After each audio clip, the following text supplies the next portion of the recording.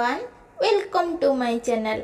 आशा करुछि आपण माने समस्ते भलरे थिबे खुशी रे थिबे। आजिर वीडियो रे मु आपण मानक सहित किछि skin care hair care hacks share करिवि।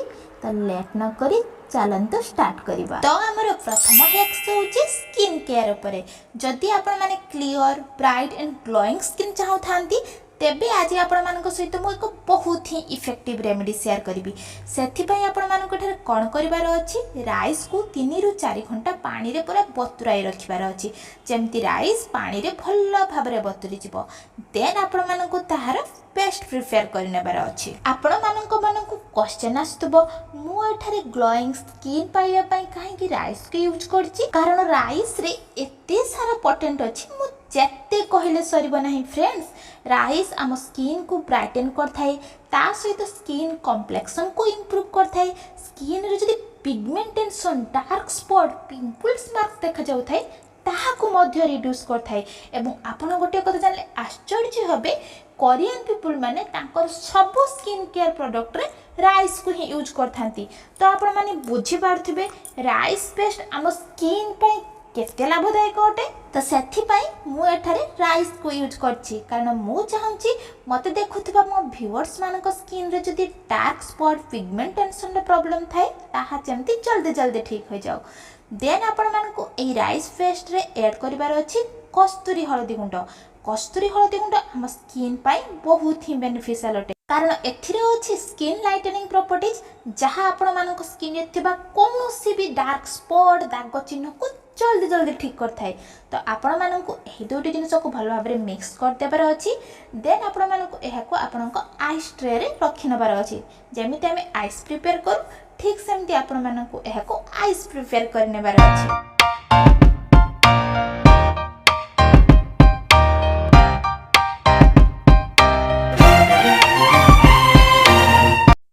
जेते बेले एहा भल भाबरे आइस क्यूब रे परिणत हो जिवो, सेते बेले आपण मानकु एहा को नै आपनक स्किन रे अप्लाई करिवार अछि। सर्कुलर मोशन रे भल भाबरे अप्लाई कर नबार अछि।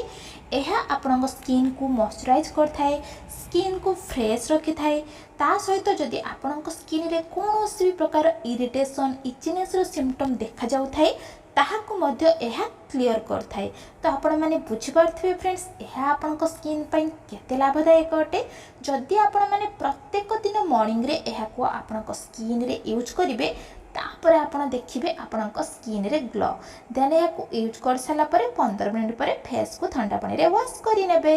सेकंड रे हमें प्रिपेयर करिबा बॉडी स्क्रब, कारण आम बॉडी को वीक रे 2 टाइम्स एक्सफोलिएट करिबा बहुत ही जरूरी अटे, जहाँ द्वारा आम स्किन रे जमिकी थिबा डेड स्किन रो लेयर हटि जाई थाए एवं स्किन बहुत ही ग्लोइंग एंड रेडिएंट करथाए। सेथिपाई आपण मानकु एठारे नै नबार अछि 4 ରୁ 5 चामच चीनी। जे कोनसी चीनी आपण माने नै परिबे, व्हाइट सुगर किबा ब्राउन सुगर आपण मानक पाखरे जे कोनसी चीनी अवेलेबल थिबो ताहाको आपण माने नै परिबे।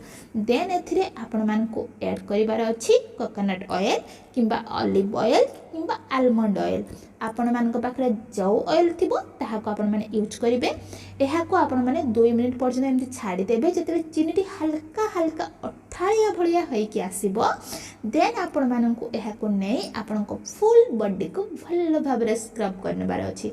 जदि आपण माने सप्ताह को 2 टाइम्स एमति स्क्रब करी स्नान करिवे, आपण माने निजे देखिबे आपण जिते मात्रा रे बॉडी वॉश यूज करंतु, जहाँ भी यूज करंतु, ताठारो 2 गुण अधिक आपण मानकु रिजल्ट मिलिबो, ट्रस्ट मी।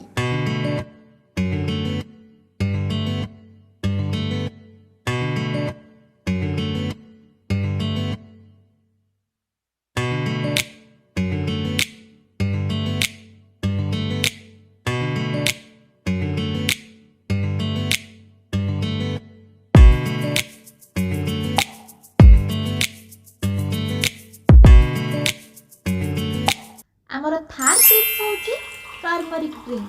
जदि आपण माने प्रत्येक दिन सकाळे उषम पानी रे टर्मरिक माने हळदी को ऐड करी पीबे, तेबे एहा आपनक ब्लड को प्यूरिफाई करथाए। ता सहित आपनक बॉडी रे जमिकी थिबा टॉक्सिन को रिमूव करथाए। ता सहित एथिरे प्रचुर परिमाण में एंटीऑक्सीडेंट प्रॉपर्टीज थाए जहाँ आपणक स्किन को क्लियर ब्राइट बनाई थाए एवं आपणक स्किन रे जदि एजिंग साइन देखा जाउ थाए ताहाको स्लो डाउन कर थाए। तो आपण मानकु एथिरे ऐड करिबार अछि टर्मरिक माने हळदी गुंड एवं 1 टेबल स्पून हनी माने महू। देन आपण मानक ड्रिंक तयारी हो गला ताहाको एबे चलंतु एन्जॉय करिबा।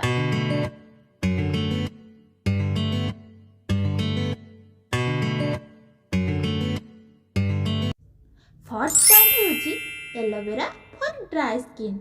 जदि आपण मानक स्किन बहुत ही ड्राई रहउथबो स्किन रे इरिटेशन रो समस्या देखा जाउथबो ता सहित स्किन रे सनबर्न हो जाइथबो तबे एलोवेरा ताहाको क्विकली ठीक करथाय। सेथिपाई आपण मानक फ्रेश एलोवेरा नंबर अछि एवं जो जो जगह रे आपनको स्किन रे एही सब प्रॉब्लम देखा जाउछि सेही सब जगह रे आपण मानक रब करनबार अछि। 15 मिनिट्स पर्यंत एहाको एमती छाड़ी देबे देन तापरे ठंडा पानी रे वॉश करि नेबे देखिबे आपनको स्किन रो डार्कनेस दूर होबो तास्त स्किन बहुत ही ग्लो करिवो।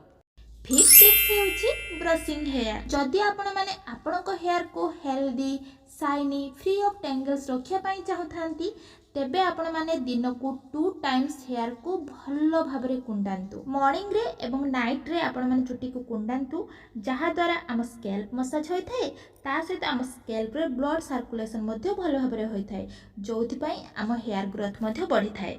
6 point हेउछि hair oiling. चुट्टी रे ऑयल मसाज करिबा द्वारा हमको बहुत ही लाभ मिली थाए। मु एठारे मोर DIY हेयर ऑयल प्रिपेयर करथिली ताहाको यूज करछि।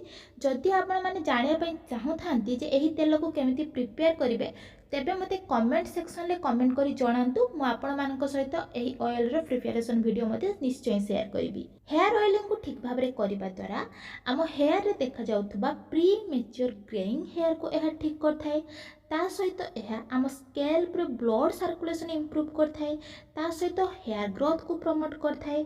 जदि आपण माने आपनको हेयर को शाइन स्मूथ रखिया पई चाहथांती तेबे तो हेयर ऑयलिंग निहाती भाबरे करंतु विशेष करी शैम्पू करिबा पूर्वरु। 7 पॉइंट होची आपण माने जतेबेले भी शैम्पू करे पई जाउछंती ता पूर्वरु हेयर को भल्लो भाबरे कुंडाई नियंतु जहा द्वारा शैम्पू करि सारिबा परे आपण मानकर अधिका हेयर लॉस हेबो नाही एवं आपण माने आराम से चुटी को इजीली कुंडाई परिबे चुटी आदू भी जट हेबो नाही। एवं शैम्पू करबा पूर्वरु आपण मानकु आ गोटे टिप्स को फॉलो करिबार अछि प्रथमे हेयर को ना भल्लो भाबरे ठंडा पानी रे वॉश करि नियंतु भल्लो भाबरे वॉश करंतु तापरे जाय आपण माने शैम्पू को यूज करंतु।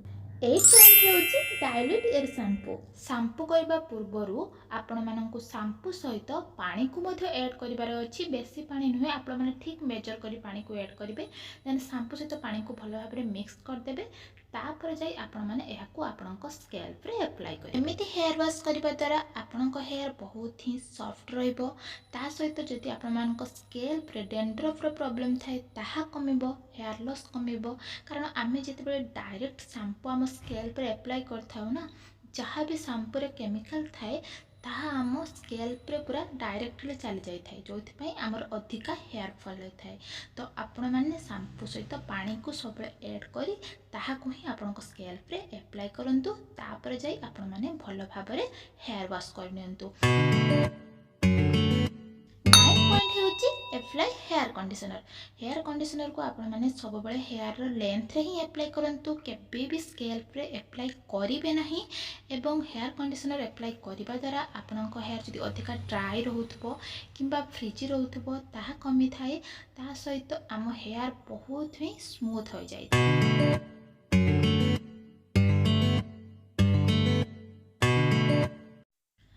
तो आपण माने एबे हेयर रो साइन देखि पारथबे फ्रेंड्स एबे आपण मान को एक पतला टावल द्वारा हेयर को कवर कर नबार अछि जहा द्वारा पानी भलो भाबरे सुखी जिवो।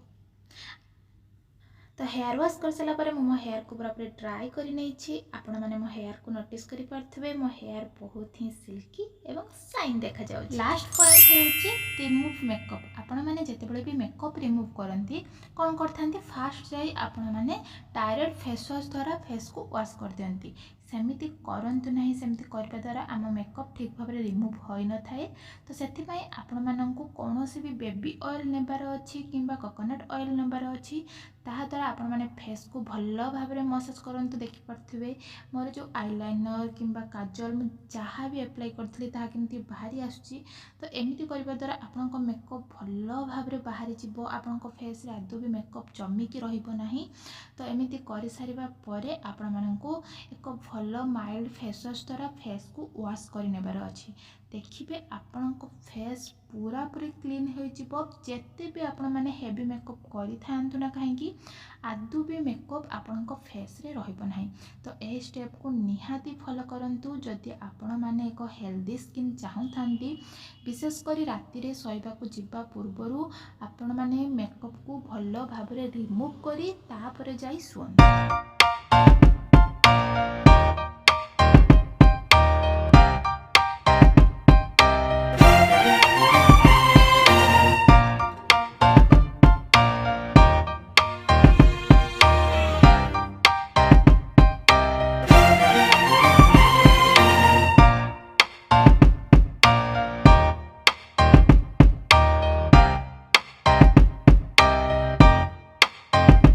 आजिर भिडियो रे एतिकी। आशा करुछि आपण मानको भिडियोटी निश्चय हेल्पफुल लागिथिबो। जदि हेल्पफुल लागि थाए लाइक सब्सक्राइब एवं शेयर करने को आदौ भी भूलिबे ना।